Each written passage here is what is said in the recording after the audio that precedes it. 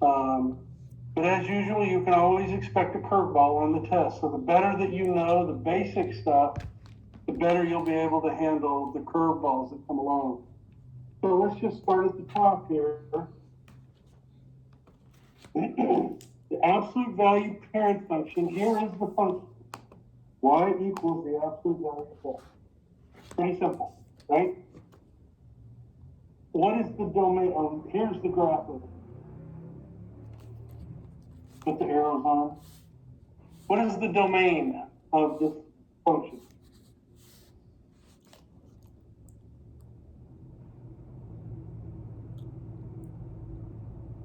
Don't everybody talk at once now.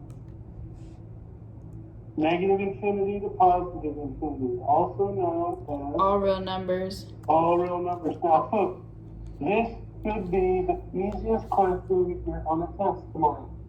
All right? Because it's always all real numbers. It's always negative infinity to positive. We filled around with it enough. We've stretched it, we've compressed it, we've shifted it to the right, we've shifted it to the left, we've shifted it up, we've shifted it down, we've flipped over the x-axis, and the domain is always all real numbers, or negative infinity to positive. For this function, right? So for the test tomorrow, if you're asked, and you will be, what is the domain of this function? That should be the easiest point you can get on. It's just all real numbers, right? Okay. It's the range that changes, so we have to pay attention to the range. What is the range of the parent function here? 0 to infinity, because we go from the bottom of the graph to the top of the graph. 0 to infinity, and by the way, the 0 has a bracket. Infinity and negative infinity always have a parenthesis. Now define absolute value. Well, we've talked about it. Absolute value is what? It's a distance, right? It's a distance. It is always positive.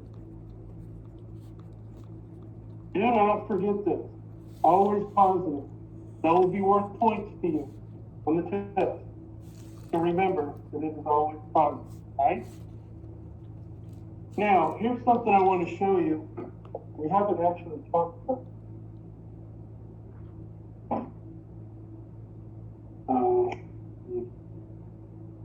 Okay, I am going to draw y x.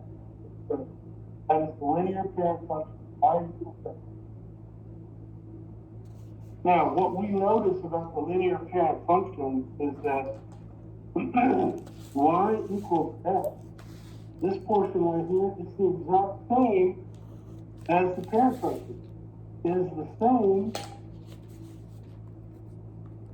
as y equals the absolute value of x when x is greater than or equal to 0. So when x is greater than or equal to 0, these two lines are exactly the same, right? All right? When x is equal to negative, when y is equal to negative x, this part right here, we draw that in a particular color. This part right here, y is equal to negative x, that is equal to this thing as y equals the absolute value of x when what? X is what? Well, this happens when x is greater than or equal to 0, so when does this happen? Less than or equal to 0. When x is less than 0, all right? When x is less than 0. When x is equal to 0, we have to make it emphasize. Is it y equal to x or y equal to negative x? Turns out to be the same thing, but we always lump it in with y equals x. All right? So that's your answer to the 5A and B. What that is, this should be different. Okay? Now let's start solving some absolute value equations. All right. right, the thing we've got to remember is that the absolute value has to be isolated in order for us to be able to solve it. Until it gets isolated, we don't care what's inside of it. When it gets isolated, then we unpack what's inside of it, we start working on that. But we don't care what's inside of the absolute value until we get it isolated. In this case, number 6, it is isolated. So we can split this. X minus 4 equals 8, and x minus 4 equals negative 8. Add 4 to both sides, you get x equals 12, that's one of your solutions. Add 4 to both sides, you get x equals negative 4, and that's the other solution.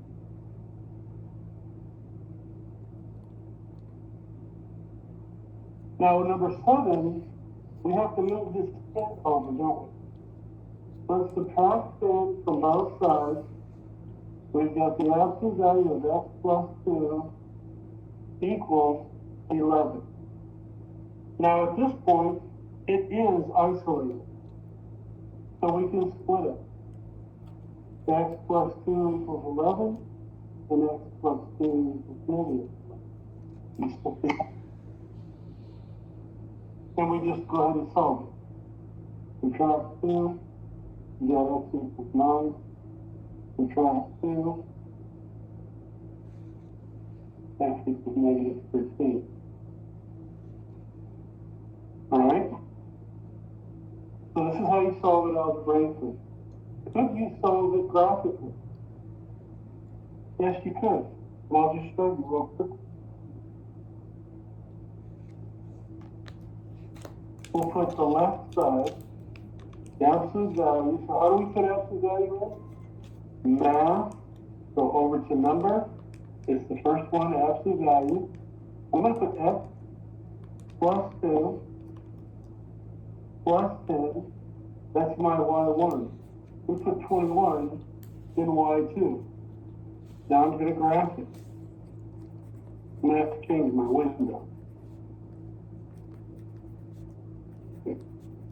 So change my window. Say I want negative 10 to positive 10 is fine. Let's go to 30.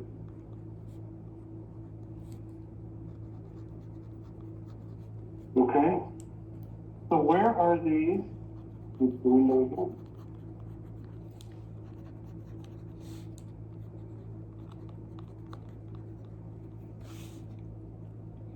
So where these two cross, it comes down to the x-axis, and those are your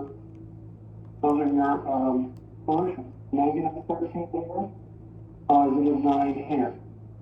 You go to the table, second table. Negative 13 is where y1 and y2. Positive 9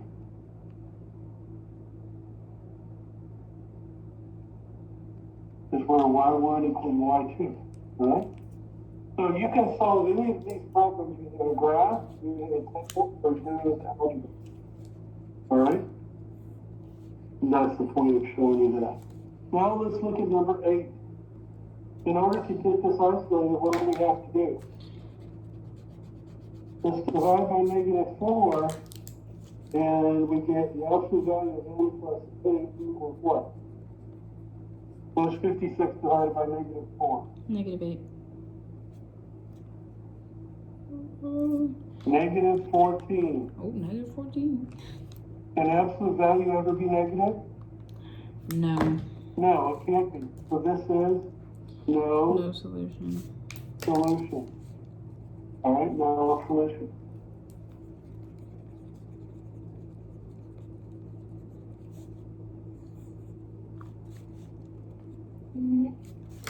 Negative 4 is being multiplied right here, right? Yeah, I mean, okay, that's a good point. Let's be careful that we know what's happening to it. Right here, it's negative 4 times the absolute value. It's not negative 4 plus. Okay? That's a good point. Yeah. And some of us might make that mistake. We don't want to make that mistake. Alright, over here, we're adding, so we know to subtract. Over here, we are multiplying, so the opposite of multiplication. Right? Now, so what are we going to do here then? Number 9.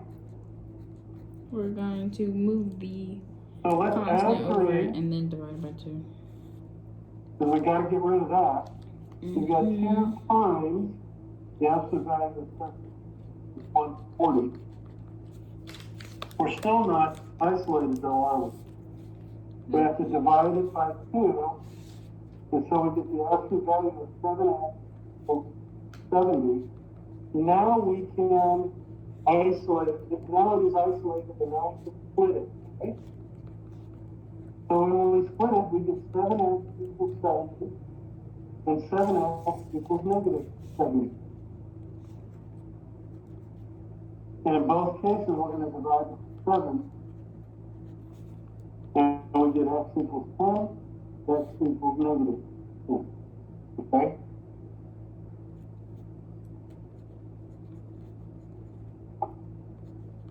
All right, let's look at number 10 here. We haven't talked about symmetric points. How do you find symmetric points? Well, the way you find symmetric or symmetrical points or reflective points or mirrored points are all the same thing. We have to know what the axis of symmetry is. And the way we find that, we draw a vertical line straight through the vertex. Straight through the vertex. Cut it right in half.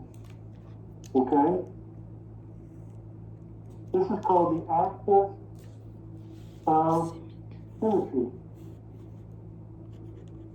Why the axis of symmetry? Because on either side of this line, it's an absolute mirror image of the other. It's the mirror. We sometimes call these mirrored points, or reflected points, or reflective points. Usually it's called symmetric points. All right?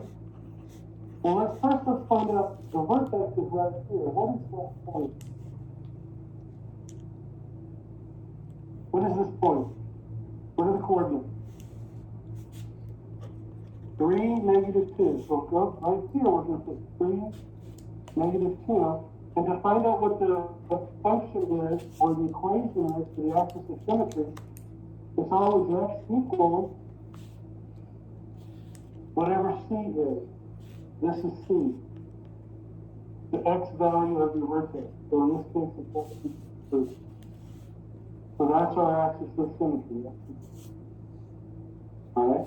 Now let's find some symmetrical points, or symmetric points. Well, you see these dots here. These are integer points. This one is what? 2, -3. This one is 4, -3.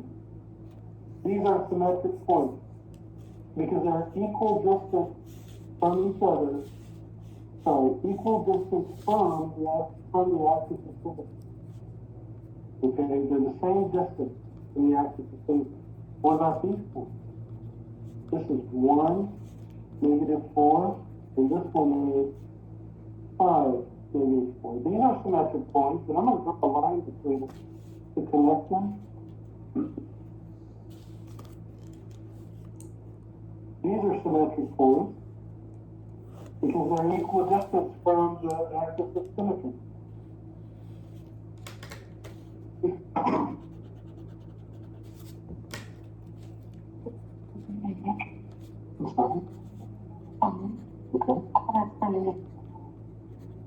Okay. Can you go back on the website? Yeah, I was asking because I'm going to give you the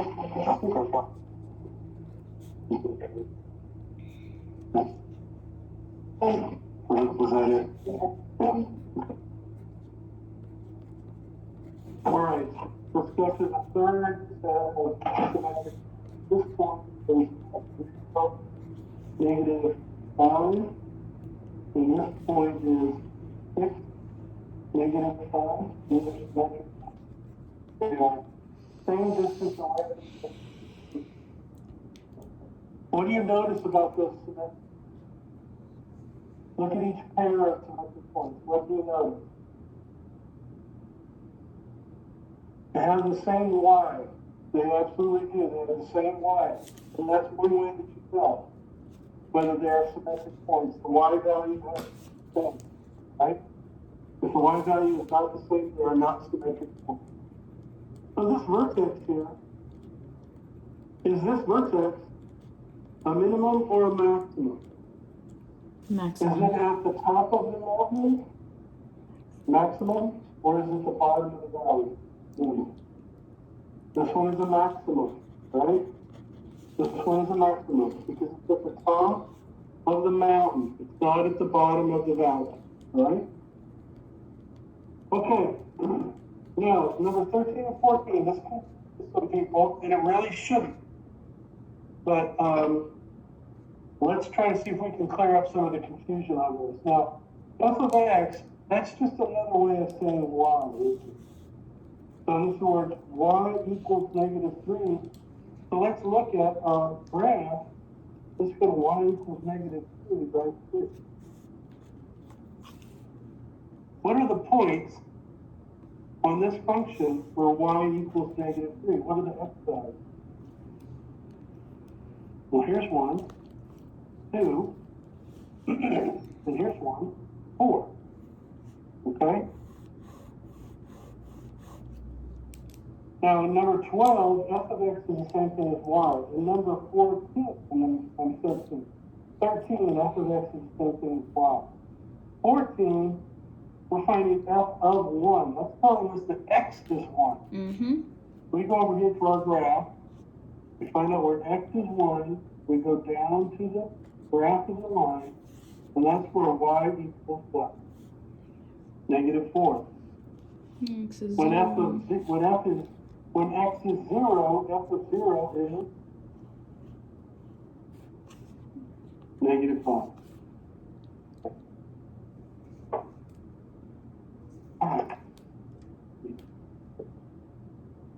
Now, number 15. Let's remember how to put these in the calculator. Hopefully we have not forgotten. But let's do that. Let's remember. We're going to put the absolute value of x minus 4. So I'm going to go to math, go over to number, absolute value, put x minus 4. And then I'm going to put 8 in y2. Now I'm going to go to my table. Well, we know that y2 is always 8. So y2 is 8, or 8 here. What is it we're looking for when we're trying to find the solution from the table? What is it we're looking for? What? For y1 and y2 match up. Similarity. What kind of similarity? Yeah, you're right. What kind of? These two match Where up. y1 and y2 are the same, exactly. So we're going to look for y1 and y2 are the same. Well, let's keep going up here. We see that when x is -4, y1 is 8. y2, of course, is always 8. So we go down, down, down. And when we see that when x is 12, y2 is 8. So these are our solutions. Our solution is not 8. Our solution is x equals -4. Yeah, because we're looking for x. We're not looking for Those y1 are or our y2. solutions. If you want to, you can say -4, 8, and 12, 8. You can do that too. Either one is fine. But if it asks you what is the x value, you just give it the x value. 16 is similar, only this one is an inequality. What we're going to do here is something very similar. We're going to go y equals. We're going to clear these out. We're going to put Oh yeah, I remember that's the this. value of x plus 5. X plus 5. And that's less than or equal to less than 1. Right? Let's go to our table. Well, we know y2 is always going to be 1. Where is y1 less than 1? Well, the -6 is equal to 1. That -5 is 0. And -7 is equal to 1. And we don't want it equal to 1. We want it less than We want 1. it just a little bit higher or just a little bit lower. So we can say -6 is less than that which is less than, this should be 4. Yeah. -4. Alright? -6 is less than x, which is less than -4. Mm-hmm. The only integer that is in there is 5.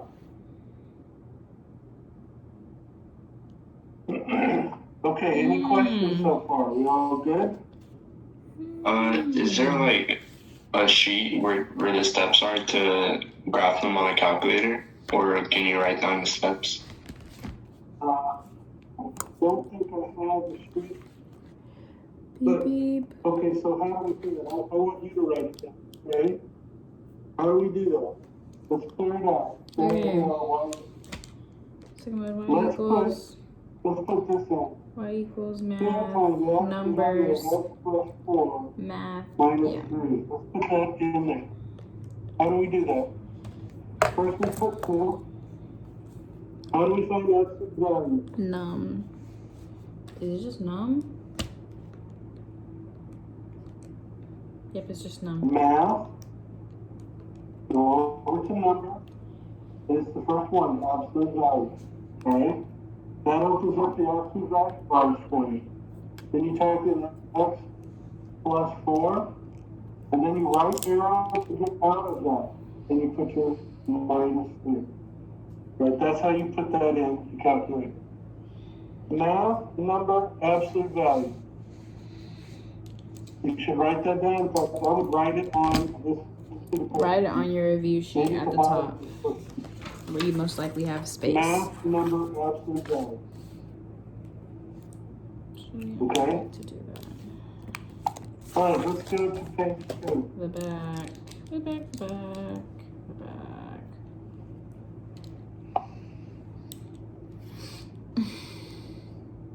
All right. We're going to match these graphs. Let's look at function A. What have we done to the parent function by putting this negative 2 in there? How have we moved the function around? Negative 2 to the right. Positive 2, yeah. We moved it to the This right. way. 2 units, and that's it. We didn't go up or down or anything. Mm-hmm. So which one of these has a vertex that's been moved 2 units to the right? B. B. The middle one. The Yes. A.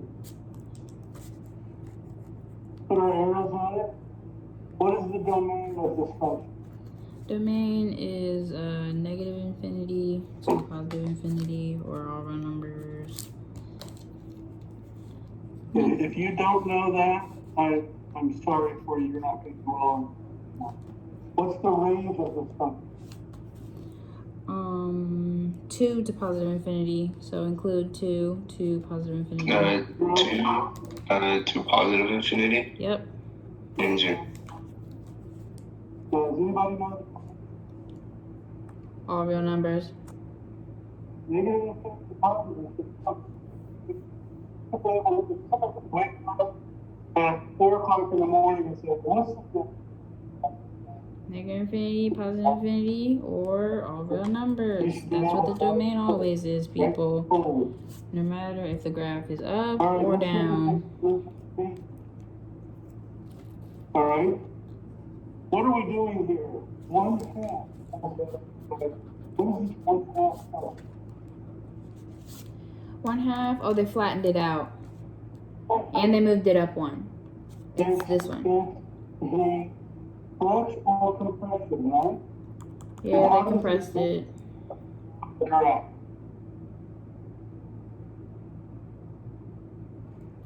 Why nobody answering this damn class? I'm going to his tutorials today. I'm so happy he has tutorials. It makes my heart happy. It's B. You can tell by how it's squished and the vertex is up 1.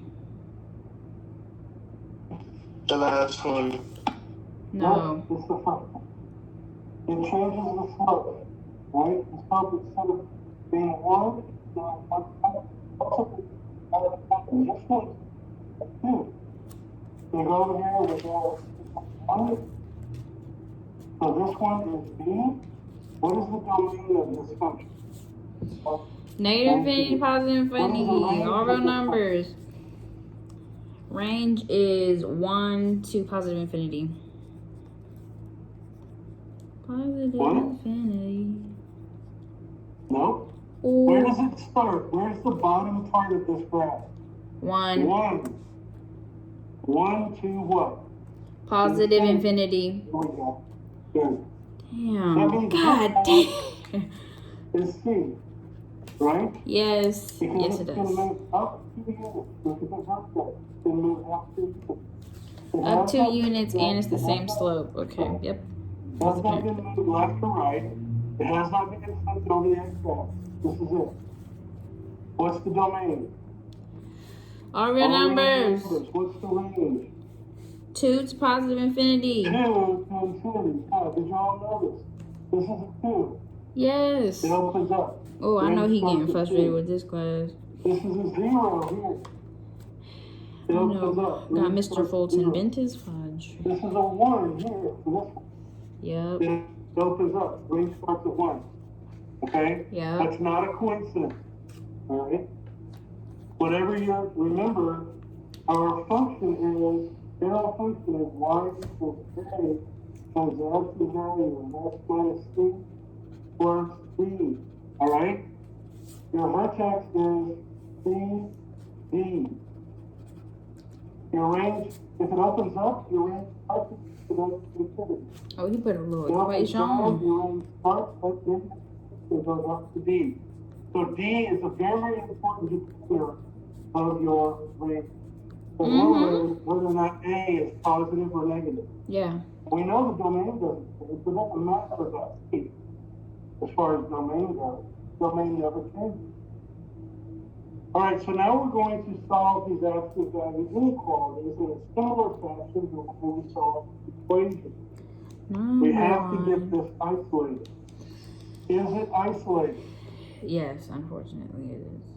Yes, it is. So Fortunately, I meant. That's what I meant. X plus 5 is less than 9, and x plus 5 is greater than Negative 9. Subtract 5 from both sides. 14. X is less than 4, and x is greater than negative Okay, so if this is 0. 14. So when we graph that, this is 4. here's 4. This is negative 14. Here's negative 14. X is less than 4. We're going to put an open circle and a left arrow. X is greater than negative 14. We're going to put an open circle and a right arrow. The part that we're interested in, Is where they the interested. part that is the solution, is this part right here, between negative 14 and 4, but it does not include negative 14, and it does not include 4. All right? Let's look at B. We don't care what's going on inside until we get it isolated. Is it isolated? Yes, it is isolated actually. Is there anything happening outside of the absolute value mark? No. No, so it is isolated. So we can split it into 2. I'm going to move it over here. Why I gotta carry the whole team?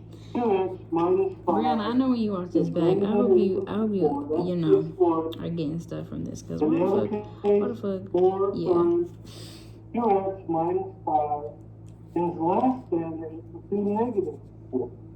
So these are our two cases of okay? I'm going to divide now. Some people might. Oh, you gonna divide? And then move this over and then divide. I would rather divide by 4. Okay, that's what you want to do. For me, I would rather do this. So that cancels 2x minus 5. Yes, sir, Mr. Fulton, sir. Here you get 2x minus 5, negative 1. Move the 5 over. 2x equals 2x equals 4. Divide by 2. X equals 4. Divide by 2. X equals 2.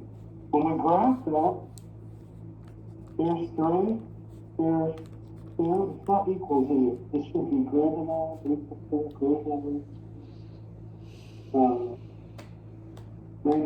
or equal to. This should be less than, less than, less than. Mm-hmm. So greater than or equal to 3 for the solid axis, my arrow goes to the right. Less than or equal to 2 for my solid axis, and the arrow goes back to the left. Okay? So this is greater than, it's an or, so the arrows go away from each other.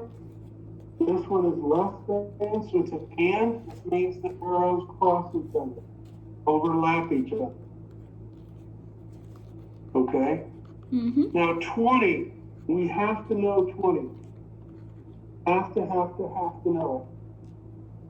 All right, here's our formula. F of x equals a times the absolute value of x minus c plus d. What does c tell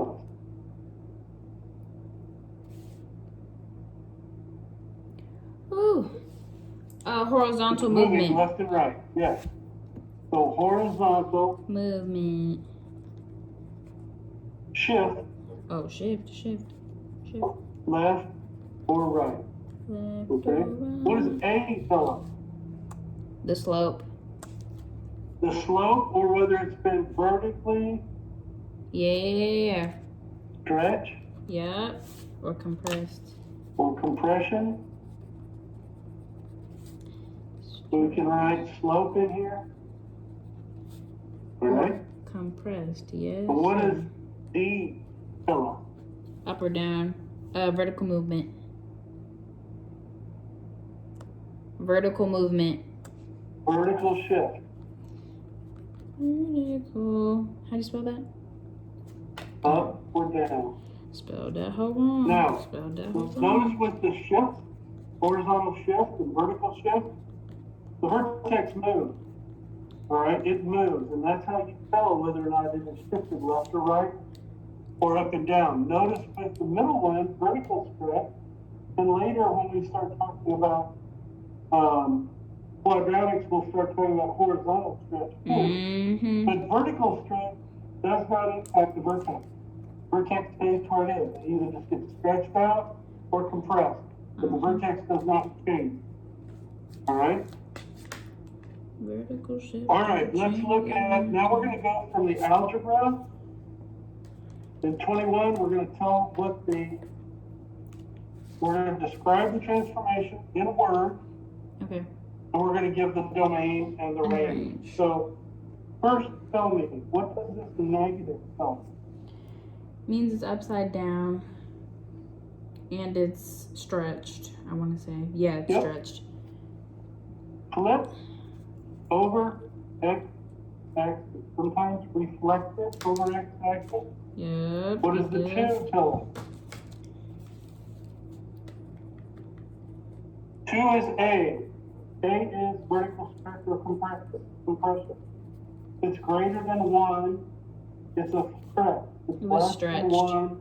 It's a compression. This is the 2 itself, not the negative, but the 2 itself is greater than 1, so this is a vertical Stretch.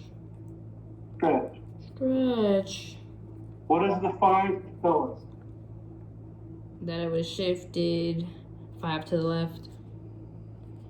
Shifted. It went Okay. 5 to the left. Okay, it goes left. 5. What does the negative 4 tell us? Went down 4. It went down 4. Down. Why the 4, fuck exactly. nobody answering? What is the domain? I'm not even going to ask the domain. Domain's already I'm not even going to ask the domain. So this one. Oh, the range is going to be Negative infinity to negative 4. It's gonna be, oh yeah, negative infinity to negative 4. This negative tells us it's You really gotta like look at it at a picture like negative infinity to 4 because that's the maximum. Okay. This number right here, the negative 4, tells us where it stops. Yep. So the range is going to be negative infinity, negative 4. I want to practice that later in my free time Let's do 22. or in my study time. Forget 22. Forget We haven't 22. talked about these in stuff. Yeah, 22. We need to do it.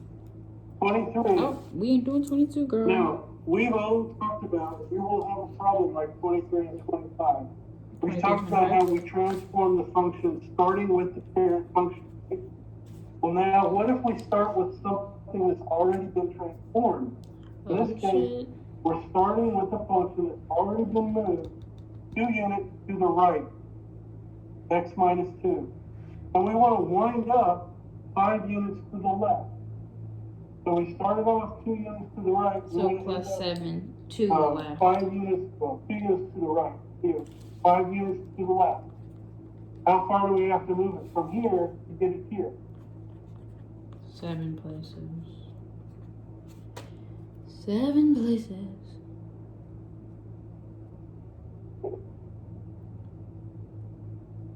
What's 2 plus 5? 7.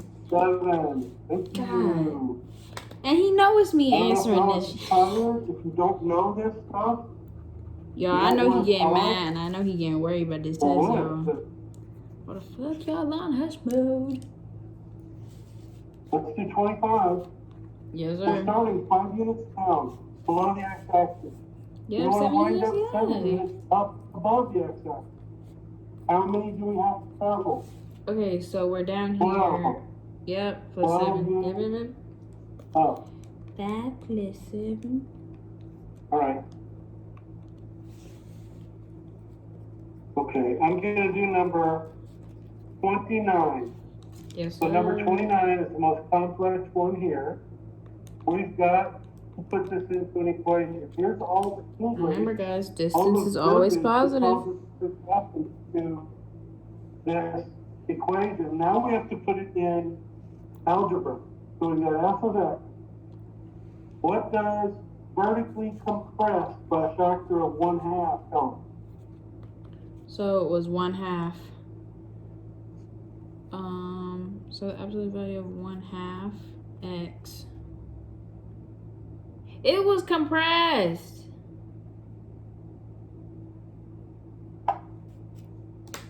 Y'all, he getting mad as fuck.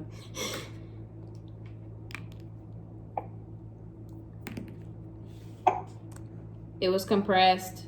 1/2 is the slope. God. So how do we show that on the algebraic function? 1/2. F x equals what? Y'all, get that. Y'all. What's the next thing I write here? 1/2, then the absolute value of x. X?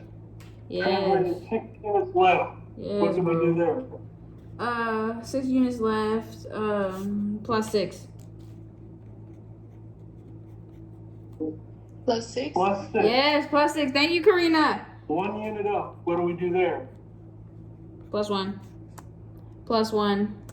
Plus 1 on the outside. Reflected across the x-axis. Where do we put that? Add a negative before the 1/2. Correct. Oh, yes, bitch. So folks, look, you're scaring me because this is my class that usually has the highest grades. Y'all are acting brain dead. I don't know if you just don't want to be here or what, but we have a test tomorrow. So I'm gonna tell him I'm sorry during tutorials. Number 30 and number 31. Mm-hmm. Let's talk about something for a second. How many of us have ever done this? The answer is probably all of us. Have ever gone to the store, bought a bag of chips, opened it up, and it's like only 3/4 full. Bro, yes. Or you've gone and you've gotten a box of cereal and you Oh, wow, open it quick up rope. and it's not full to the top. All right, what happens when they're packaging all of this stuff is that just like it says in number 30, they have one machine that fills it and one machine that weighs it. All right? Mm-hmm. They know what they want it to weigh. If it's off by a tiny little bit, that's okay. If it's off by more than a tiny little bit, they reject it, it goes back, and it gets emptied and it gets refilled. All right? Mm-hmm. So what we want to do is we want to set up, and this is a perfect example of how you use absolute support, is that we have our actual recorded measurement, actual measurement, whatever that is. Body temperature, number of ounces of Quaker Oats, number of fluid ounces of your favorite drink, whatever it is, minus the goal that you're looking for. So you're looking for 24 ounces of pizza in the package. My favorite, just finished talking about it, right? 24 ounces of pizza. All right, that's your goal. That's 24. Yeah. And you can allow it to be, the manufacturer will let the grocery store sell a box that is half an ounce above or below. So 0.5, please. This is our tolerance. Tolerance. So let's look Tolerance. at the Quaker Oatmeal Company. They have containers of oatmeal. There's supposed to be 32 ounces of oatmeal in the container. After the containers are filled, another machine weighs them. If the container's weight differs from the desired 32 ounce weight by more than 1/2 ounce, the container is rejected. Oh, okay. Write an equation that can be used So for 0.5 the is the heaviest thing. and the lightest acceptable weight for the Quaker oatmeal container. Well, here, let's use this equation. Actual measurement. That would be X minus the goal. What is the goal? Right, because they don't give us the 32. 32. That has to be less than or equal to 0.5. 0.5. It can be a half an ounce. It can't be more than half Okay. off. So now that we have our equation, let's solve it. Well, this is isolated, right? Oh, it's not. We solving. So X minus 32 is less than or equal to 0.5. The other one is X minus 32 is greater than or equal to negative 0.5. Now we just solved these. So we add 32 to both sides of both equations, and we get X is less than or equal to 32.5, or X is greater than or equal to 31.5. So if it's between 31.5 and 32.5, it's acceptable. Right. And 1 week you're going to go to the grocery store and you're going to buy Quaker Oat. It's going to be 32.5 ounces, and you're going to go, hey, all right, I lowered my average cost per ounce. I'm so happy. Period. And then 2 weeks later you go back in, you buy another one, and it's only 31.5 ounces. You go, man, I got gypped. Yeah, I did get Right? gypped. But it evens out in the wash. That's the point. All right? Okay, I want you to finish this up. We are still 15 minutes or so away from the end of class, but y'all are tired and don't want to play, so I'm gonna go ahead and let you finish this up on your own. Finna text you. I would suggest that you bring this with you. Those of you here in class, bring this with you to the test tomorrow. Write anything else you want to on this for ease of use. All right? If you're at home, if you can print this out and put this information on it, or I did put it you out. just have a piece of paper that you've been Yes, I writing the did. important stuff, maybe you know one of these things really well, you don't need to write it down or practice it anymore. I'm There's still gonna something else practice you it. don't know about. High key, bro. High key. Still gonna practice. Whatever it is, I would suggest you have a couple of pages of notes available to you to use during the test so that you can get to the answer as quickly as possible. A word or two about the test tomorrow. It will start right on time.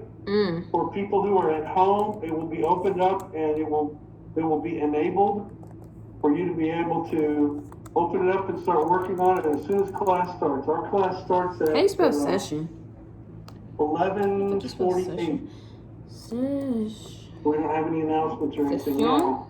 In order to make it fair for the other classes, I'm going to stop you before class is over because you have like 60 minutes. Damn.